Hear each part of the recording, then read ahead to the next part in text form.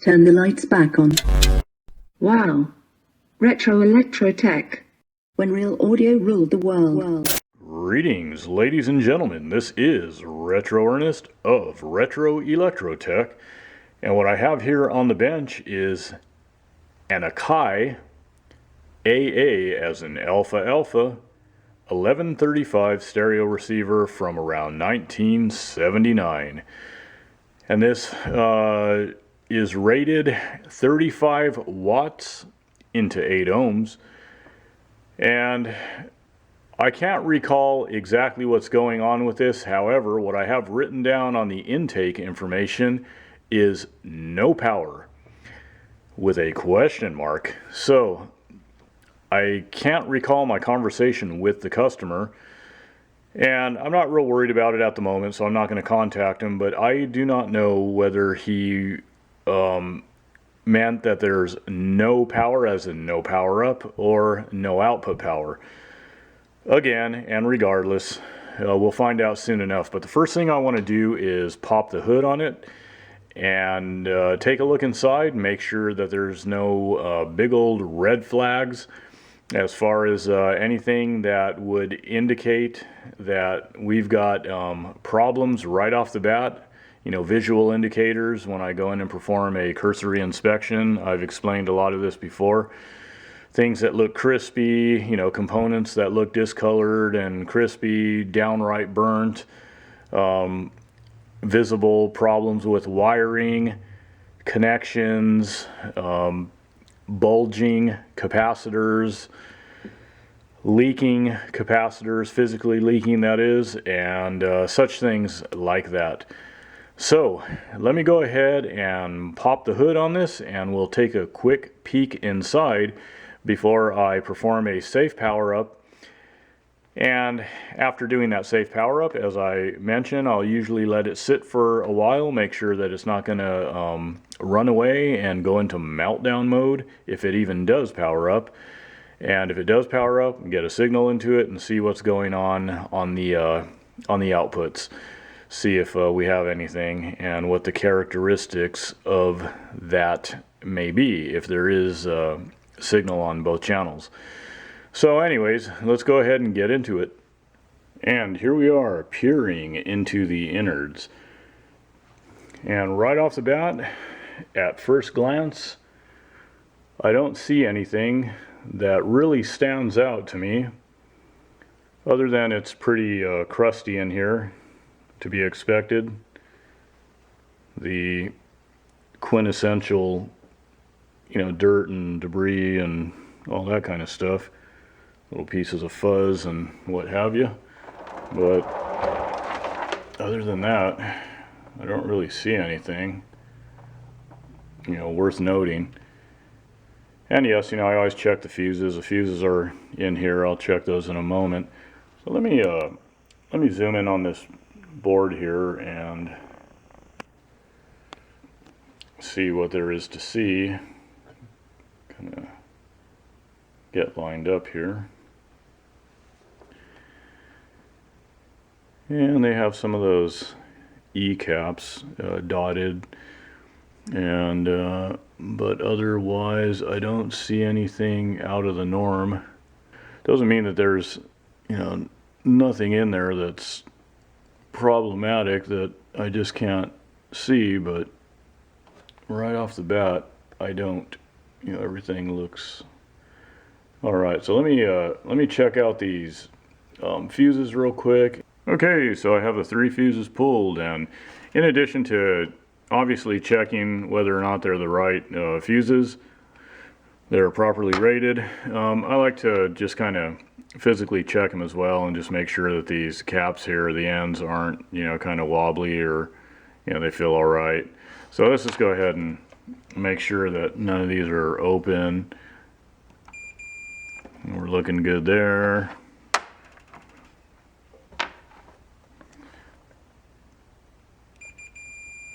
We're looking good there.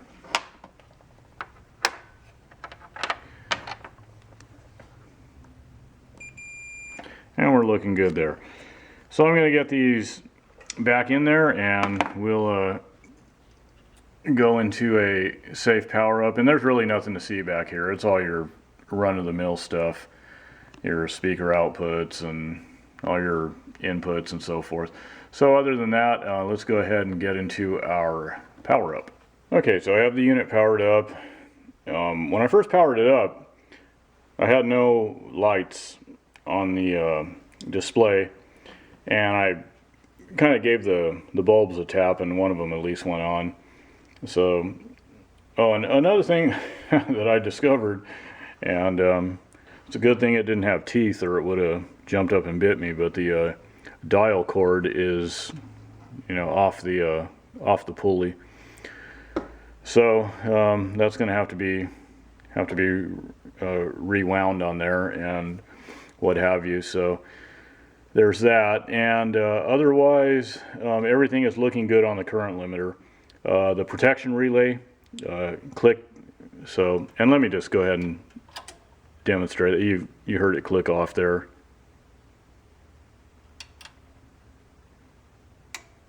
So there you go. So the protection relay is kicking in. Like I said, we now have at least one lamp on here. I'm going to get a signal into it, and we will see. Oh, let me zoom up to the meter. And at the reservoir caps, we have our. Let's see. We have our positive and our negative, 34, 35 volts, whatever.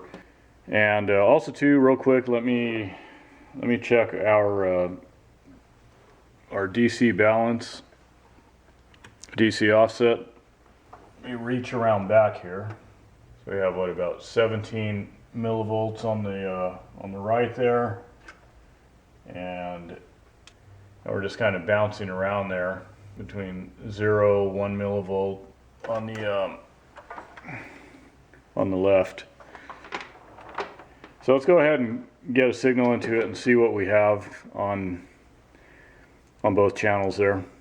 Okay, so I'm terminated into an 8 ohm load, and I'm going to go ahead and bring up the volume. You can see I'm hooked into the scope, of course, and you can see we have signal on both channels.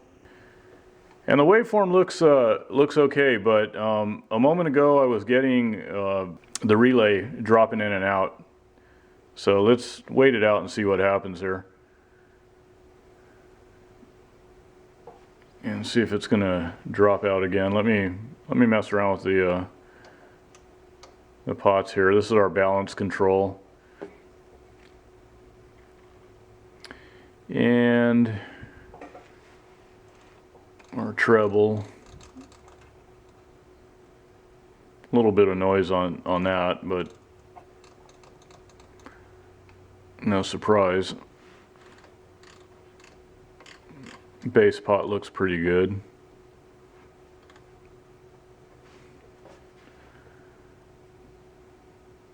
Let me exercise the. Okay.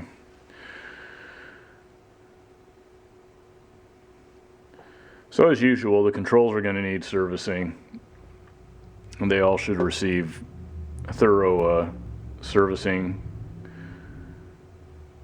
Get them flushed and re-lubricated. You can see that left channel there, the blue trace, just increased in amplitude. Let me mess around with the.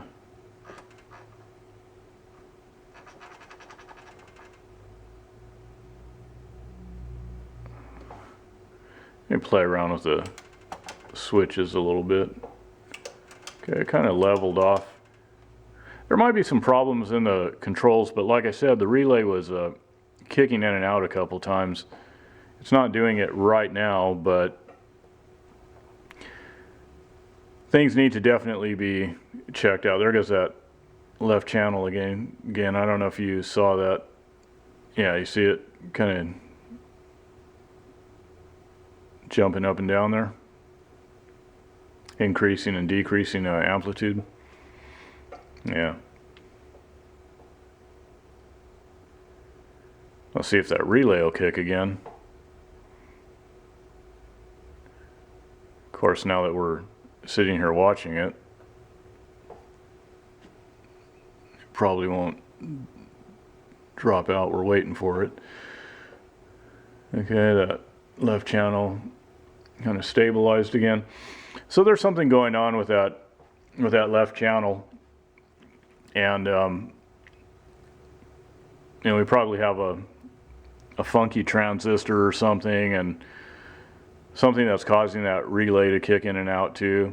Although, you know, there could be an issue with the relay too, but obviously, since we have some instability of that left channel, there's probably something going on. So anyways, I'll pull the schematic and kind of check it out a little bit more. I just wanted to get into this and do an evaluation real quick and kind of see where we're sitting with this, because as I mentioned a moment ago, this came in with, you know, a power up complaint, no power. So, you know, which obviously isn't the case, and we have signal on both channels, although some instability there, and perhaps, you know, something going on that's dropping the relay in and out every once in a while. But otherwise, the only other thing that needs to be done besides monitoring things and perhaps getting that left channel issue squared away is that dial cord, and then, you know, testing the tuner, testing the various inputs, and, you know, giving it a full look over as I get into it deeper. But yeah, ideally this thing needs work.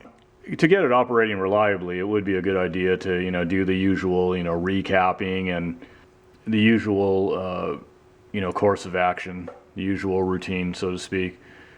I'm still watching that left channel, and things are looking all right at the moment. Every once in a while it gets a little bit jumpy, but anyways, nothing big. I'm going to end it here, and if there's a part 2, then you know, we'll go into that. If the customer wants to move forward, then there probably will be a part 2, because, you know, I want to evaluate the left channel there. So you know, we'll go through the troubleshooting there if I get the green light, and that's about it. So as I always say, guys, peace, love, music, and the vintage audio that brings it to your ears. Till next time, y'all take care.